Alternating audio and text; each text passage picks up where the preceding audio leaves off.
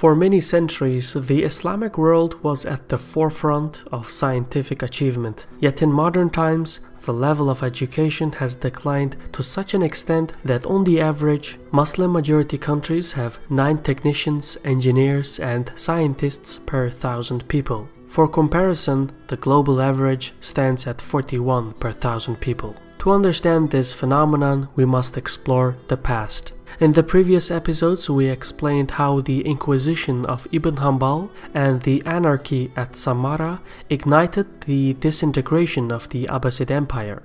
It is during this era that religious and political developments intertwined and set the stage for a new school of theology which would forever change Islamic civilization. My name is Shirvan and welcome to Caspian Report. If you want to help our channel to produce more original content like this, please consider supporting our funding platform on patreon.com/CaspianReport. For over a century, the Mu'tazilite scholars and the Hanbali followers debated the fundamentals of theology and jurisprudence in Islam. The former stressed the importance of innovation, rational thought, and free will, while the latter promoted the literal interpretation of the Quran. In the 10th century, a Mu'tazilite scholar by the name of al-Ash'ari had a major disagreement with his teacher. He left the group and capitalized on the popular discontent against the Mu'tazila, which had been steadily gaining ground since Ibn Hanbal's Inquisition. In the following years, al-Ash'ari became one of the most distinguished opponents of the Mu'tazila. He used the philosophical methods he had learned and gathered a following of distinguished former Mu'tazilites. The group, which became known as the Ash'ari, combined the jurisprudential arguments of Ibn Hanbal and the theological traits of the Mu'tazila. As such, the Ash'ari believed in rationalism and the open interpretation of the Quran. However, the group gave precedence to predestination and argued that reason was subservient to revelation, meaning rational thought and free will could be applied as long as it did not conflict with the sacred texts. This was at odds with the Mu'tazila, who believed in absolute rationalism and free will. Over the course of the 10th century, Mu'tazilites, Ash'arites, and other theological schools debated and explored the existence of the universe. Hundreds of scientific works were written, as there were many lingering questions on how to interpret new ethical inquiries such as the meaning of revelation and humankind's responsibility. As the rival schools of theology debated the sciences, they often found themselves on opposite ends and accused one another as irrational and un-Islamic. The attempts to grapple complex scientific questions is at the heart of the declining attitudes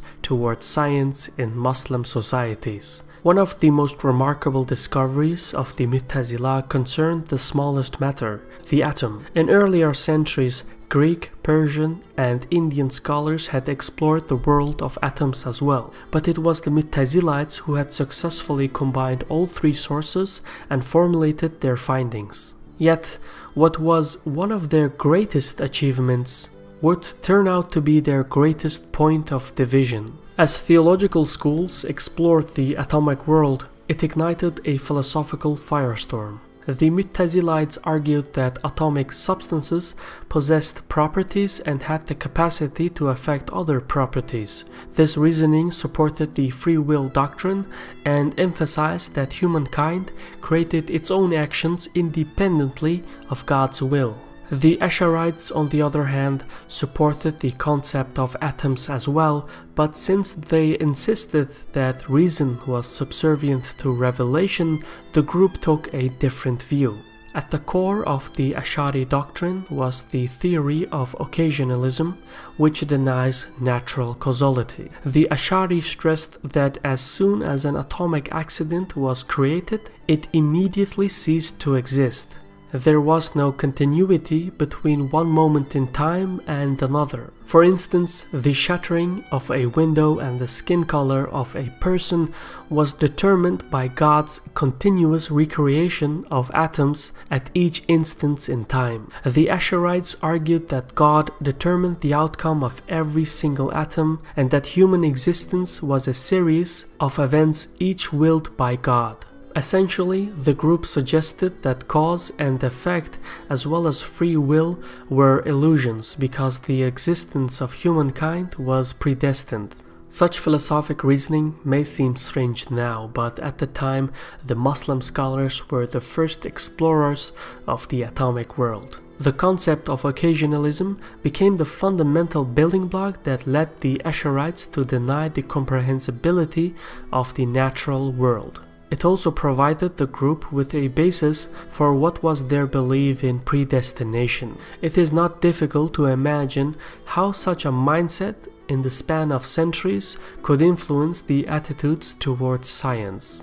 At the backdrop of the theological debates, the realm of the Abbasids underwent a period of disintegration. Powerful dynasties rose up in arms throughout the empire. Meanwhile, the ruling dynasty turned against itself as the Abbasid relatives openly challenged the seat of power. As rough as this sounds, it was about to get far worse for the Abbasids. In the mid-10th century, Egypt underwent an unusual heat and drought. The crops had failed and famine spread through the cities, which incited riots. An estimated 600,000 people starved to death.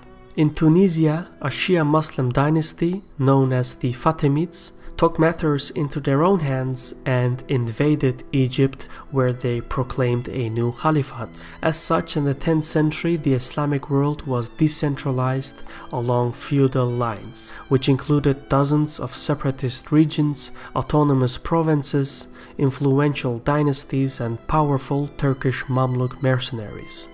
However, the rise of the Fatimid Caliphate established a third political stronghold in the Islamic world, the first two being Cordoba and Baghdad. The Fatimid dynasty sought to secure its future and sealed an alliance with Byzantium. To that end, trade between the two flourished. Fustat, Alexandria, and Constantinople became economic powerhouses. The tides of fortune were now reversed. As the Abbasid Empire crumbled from within, the Byzantines attacked and gradually recovered their territories.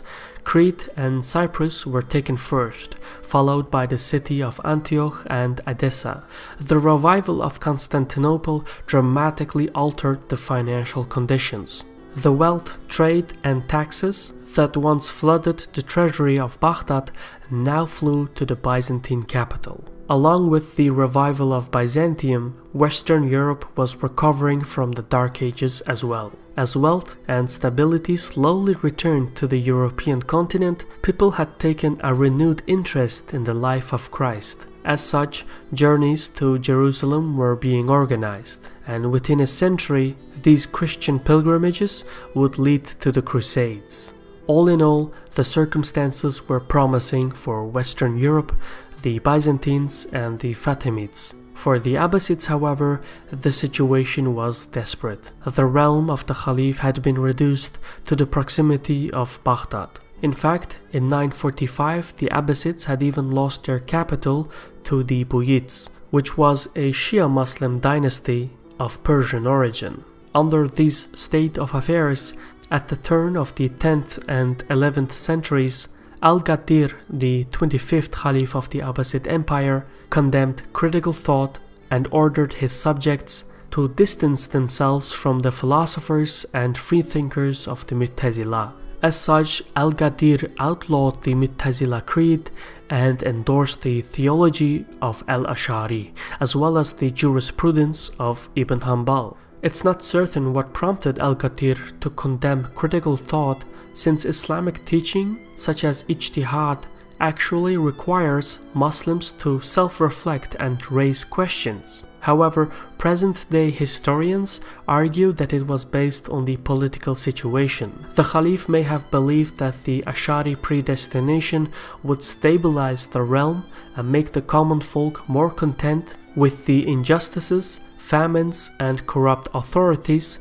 since these were supposedly part of God's plan, whereas the Mu'tazila free will incited critical thought, which inspired rebellions and political unrest. To enforce his policy, Al-Ghadir passed a law of apostasy. Prior to this, there were legal institutions that circumvented harsh punishment.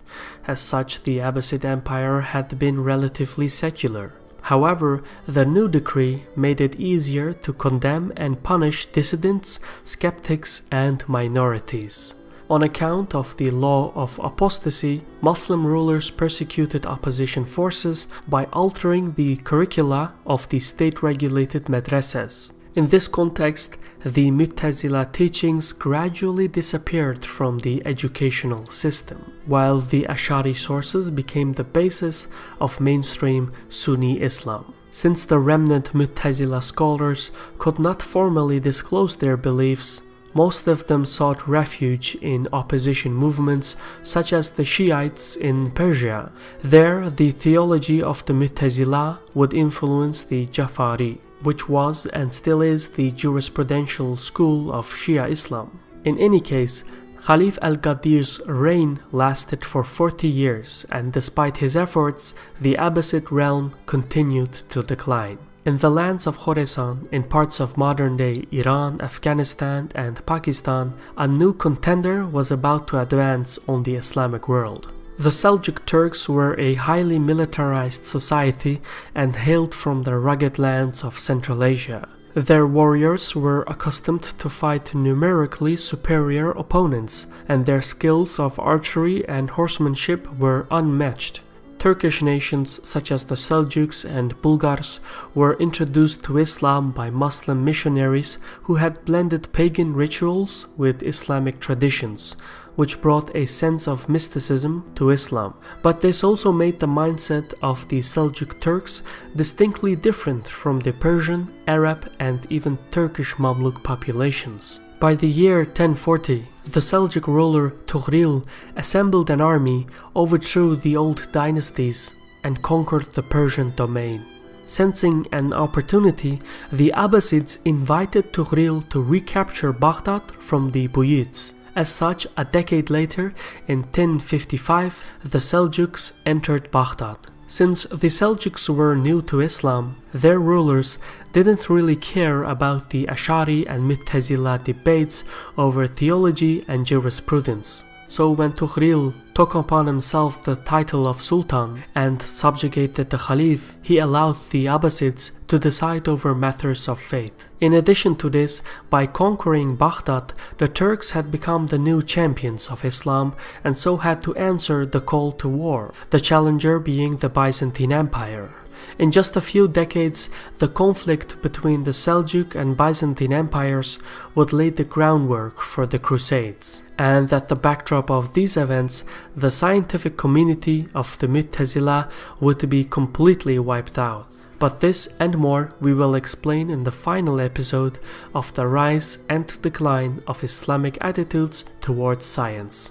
This was a Caspian Report by me, Shirvan. I want to extend special thanks to our contributors on Patreon, whose support made this report possible. YouTube finds most of our content too sensitive for ad revenues and so has demonetized most of our reports. You can help our channel to remain productive and independent by supporting us on our crowdfunding platform. Check out patreon.com/CaspianReport for more information. In any case, thank you for watching and Sahol.